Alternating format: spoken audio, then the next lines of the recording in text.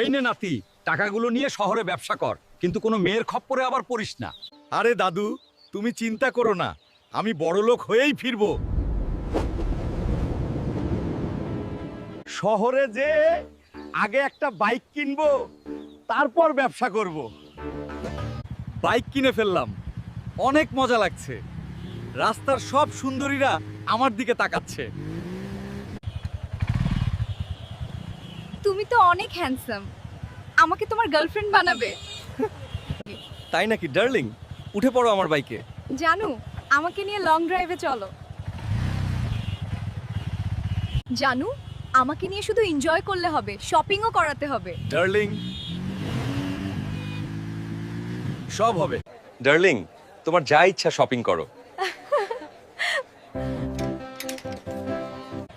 Wow, তুমি তো সেই কুল দেখতে, তোমার বাইকটাও জোশ।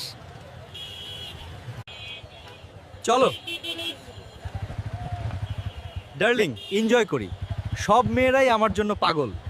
জানু, আস্তে চালাও, আর আমার খুব ক্ষুধা লাগছে। চলো ডার্লিং, খেতে যাব। আজ অনেক মজা হয়েছে ডার্লিং, ইচ্ছা মতো খাও, তারপর আবার লং ড্রাইভে যাব।